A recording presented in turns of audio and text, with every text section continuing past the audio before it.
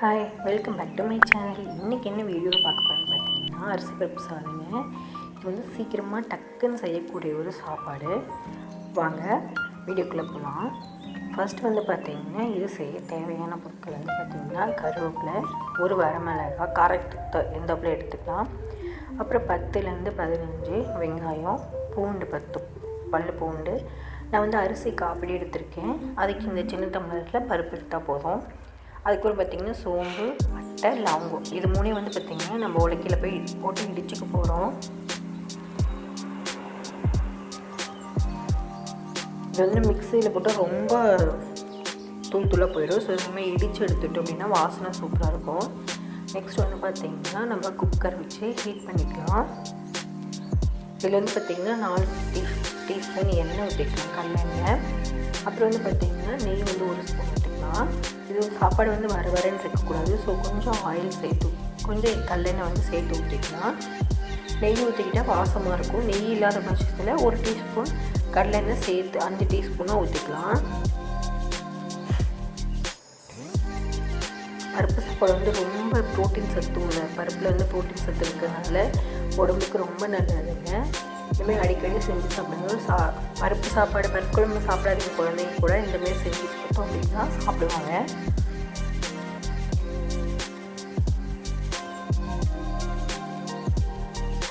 எண்ணெயும் நெய்யும் நல்லா வந்து ஹீட்டான வாட்டி நம்ம அதை இடித்து வச்சுருக்க பட்டை, லவங்கம், சோம்பு எல்லாம் சேர்த்துணும். அதுக்கு முன்னாடி வந்து பார்த்திங்கன்னா கருவேப்பிலை, வரமிளகாய் எல்லாம் சேர்த்துக்கலாம். கருவேப்பிலை ஒரு கொத்து, வரமிளகாய் ஒரு மிளகாய்.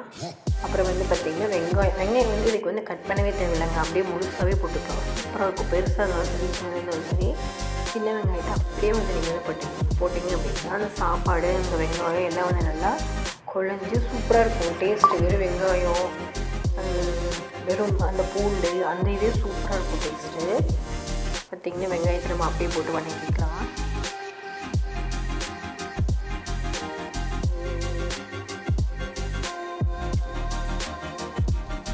அடுத்து வந்து பார்த்திங்கன்னா பூண்டை போட்டுக்கலாம். வெங்காயம் பூண்டு ஓரளவுக்கு நல்லா வதங்க வாட்டி நம்ம இடித்து வச்ச பட்டை, லவங்கம், சோம்பு பார்த்திங்கன்னா இந்த அளவுக்கு பொடியாக 1-2 இடிப்போன்னு சொல்லுவாங்களா, அந்தமாரி இடித்து போட்டுக்கலாம்.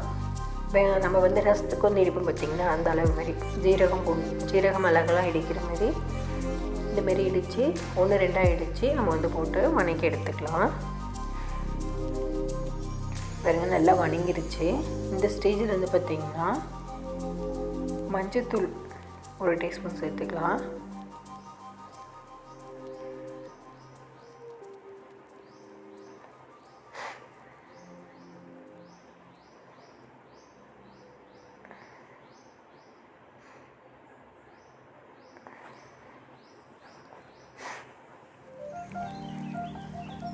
இப்போ வந்து பார்த்திங்கன்னா நம்ம எடுத்து வச்சுருக்க அரிசி வந்து கல்லறிட்டு இதில் சேர்த்துக்கலாம்.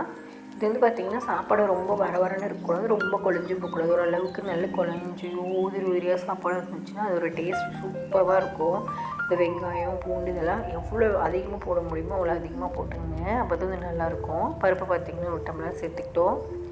அரிசி பருப்பு சேர்த்துட்டு இதுக்கு வந்து பார்த்திங்கன்னா தண்ணி எவ்வளோ ஊற்ற போகிறோம் அப்படின்னு பார்த்திங்கன்னா, நம்ம எப்பயும் ஊற்றுற தண்ணியோட 1 கிளாஸ் எச்சாவே ஊற்றணும். அப்போ தான் வந்து பார்த்திங்கன்னா நல்லா அது வந்து அரிசி பருப்பு, நம்ம வந்து அரிசி தான் அளவு வச்சு ஊற்றுவோம், இந்த பருப்பை விட்டுருவோம். ஆனால் அந்த அரிசி பருப்பை சேர்த்து இப்போ வந்து நம்ம 1 டம்ளர் வச்சுருக்கோம். அதுக்கு தகுந்தப்பல நம்ம தண்ணி சேர்த்துக்கிறோம்.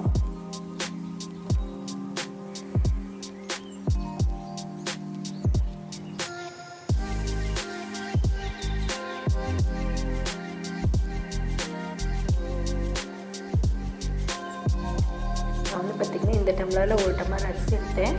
அப்புறம் பருப்பு அந்த குட்டி டம்ளரில் 1/2 டம்ளர். இப்போ 1 டம்ளர் அரிசினா நம்ம 3 டம்ளரு, இன்னும் ஒரு 1/2 டம்ளர் சேர்த்து ஊற்றினீங்க அப்படின்னா நல்லாயிருக்கும். தேவையான அளவு உப்பு போட்டுக்கிறோம். இந்த சாப்பாடு பார்த்திங்கன்னா சீக்கிரம் ஈஸியாக செஞ்சிடலாம். வீட்டில் காய் இல்லை அப்படிங்கிற பட்சத்தில் வந்து நம்ம இதெல்லாம் சேர்த்துறோம் இதை செஞ்சோம் அப்படின்னா சீக்கிரம் செஞ்சிடலாம். உங்களுக்கு ஒரு 10 மினிட்ஸ் தான் ஆகும் அரிசி ஊற வச்சுருந்தா. பார்த்திங்கன்னா இப்போ வந்து நல்லா கொதிச்சிருச்சு. கொதிச்ச வாட்டி நம்ம உப்பு காரம் பார்த்துட்டு குக்கரை விசில் போட்டுடலாம்.